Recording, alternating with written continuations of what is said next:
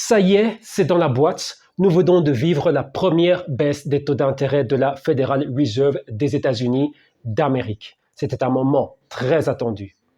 Bonjour à tous, ici c'est Serge Kilembe du www.jctune.com et bienvenue dans notre briefing hebdomadaire.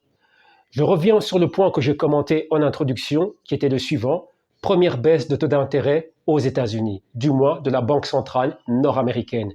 Pourquoi cet événement était-il tant attendu? D'autres banques centrales principales, comme la BCE, donc la Banque centrale européenne, la BOE, Bank of England, avaient déjà entamé leur processus de easing, c'est-à-dire un processus de baisse de taux d'intérêt.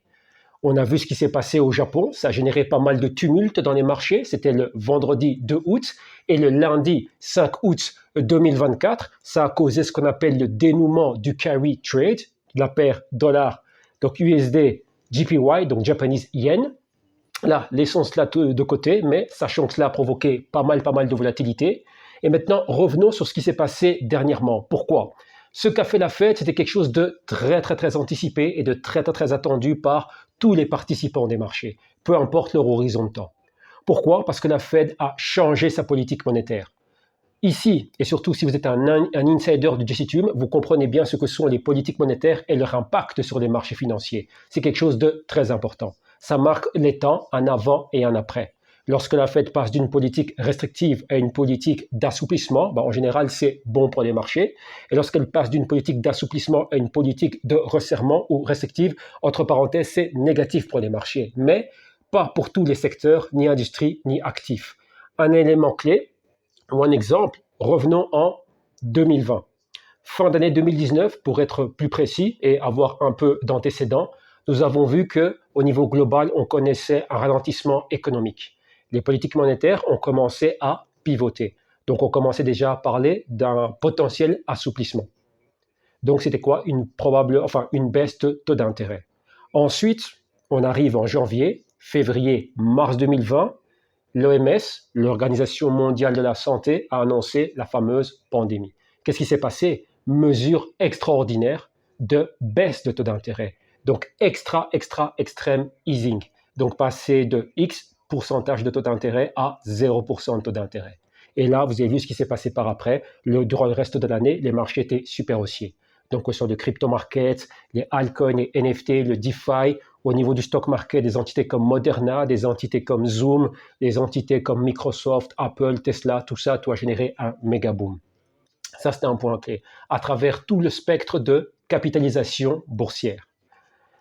Q4 2021, annonce et changement de politique monétaire. N'oublie pas, juste une annonce et on a vu ce que ça a généré dans les marchés. Les segments les plus spéculatifs ont été touchés en premier, notamment le crypto market et pas mal de petites capitalisations boursières, principalement celles exposées au thème crypto et Bitcoin, donc les compagnies minières de BTC, Riot, Marathon, pour ne citer que celles-là. Maintenant, qu'est-ce que nous voyons?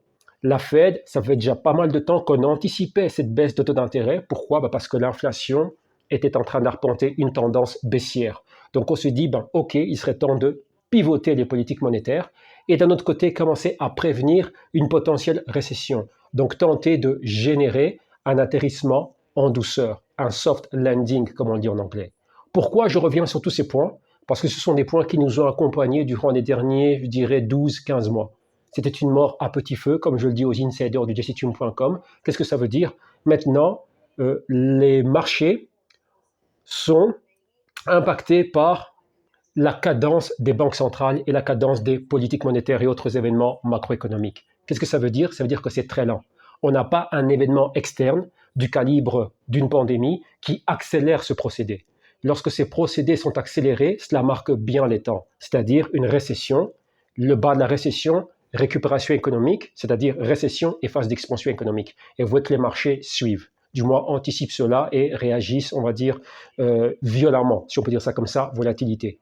Okay, donc là, lorsqu'on annonce la récession, ça chute violemment, et lorsqu'il y a une récupération, ça remonte violemment. Vous voyez ça? Beaucoup d'opérateurs et d'opérateurs novices ont été habitués à cela depuis 2020. Et vous voyez que maintenant, c'est tout autre chose. Depuis fin 2022, on commençait déjà à parler de cela. L'année 2023 s'est passée et maintenant, on est pratiquement à la fin 2024.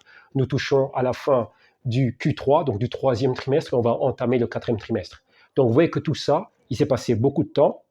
Et c'était très lent. Donc, commenter sans cesse, ressasser les mêmes points, la fête ceci, la fête cela, l'inflation, etc., etc., c'était très douloureux. Pourquoi? Beaucoup s'attendaient à revoir le Bitcoin, par exemple, récupérer les hauts historiques. Les altcoins récupérer les hauts historiques. Avoir des petites market cap, donc des petites capitalisations boursières, repartir à la hausse. Spécifiquement celles exposées au thème Bitcoin, donc les mineurs Bitcoin.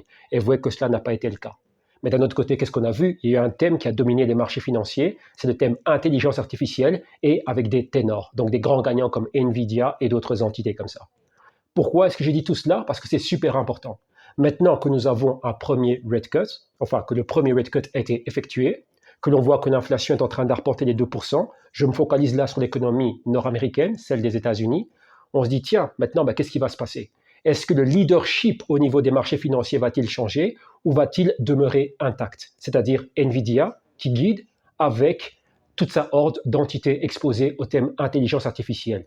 Donc semi-conducteurs, serveurs et data centers, cloud computing et autres entités software, etc. Mais maintenant, nous avons aussi un thème qui est très intéressant, c'est le thème énergétique, l'énergie nécessaire pour les serveurs et data centers. Donc tout ça, c'est le méga trade IA.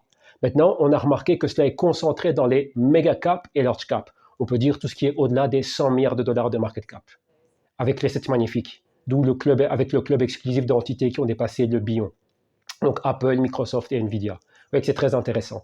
Et toute entité qui a une petite capitalisation boursière, mais exposée à ce thème IA, ou en business, ou qui fait du business avec Nvidia, Microsoft, etc., tant dans les marchés privés que publics, a bénéficié, si vous voulez, de cet élan et de ce méga boom. Ça, c'est un point clé. Donc, il y a d'autres segments qui ont été abandonnés. Mais maintenant qu'on a cette première baisse de taux d'intérêt, on se dit, tiens, ça va être quelque chose de super intéressant pour ces petites market cap. Est-ce qu'elles vont repumper, pour dire cela comme ça?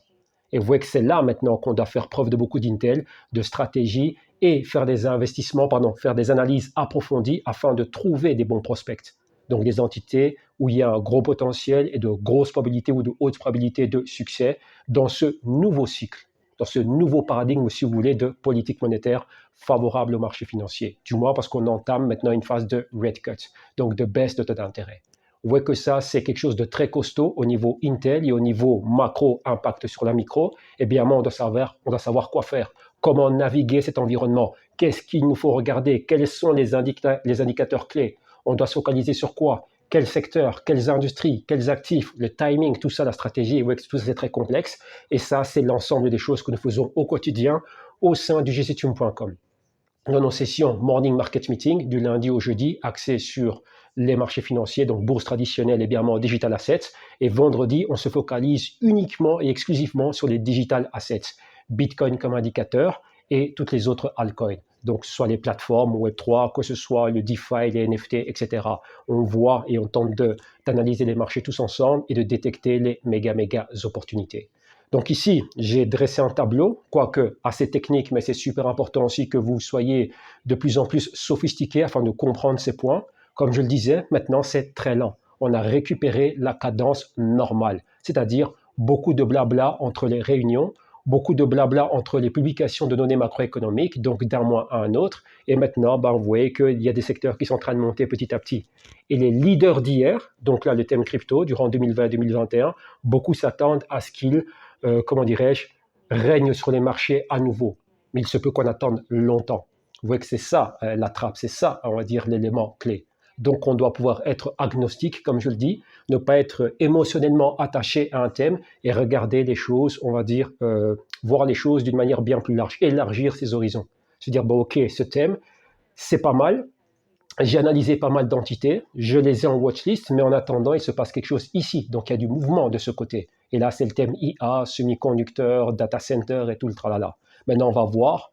La grande question maintenant, c'est quoi? C'est la continuité.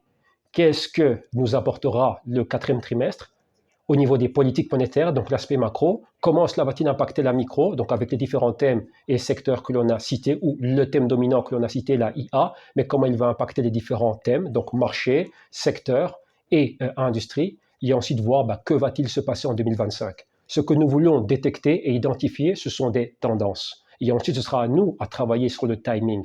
Donc, stratégiquement et tactiquement, comment prendre part à cela. OK? Donc là, j'arrête ici pour ce briefing. Un grand merci à vous tous. Suivez les liens que vous voyez sous cette vidéo, peu importe que vous la suivez sur LinkedIn, sur YouTube, Patreon ou quoi que ce soit. Retrouvez-nous en interne au sein du jctune.com et en attendant, passez une excellente après-midi, une excellente semaine et on vous retrouvera très bientôt pour ce genre de session publique. Merci à vous tous. Ciao.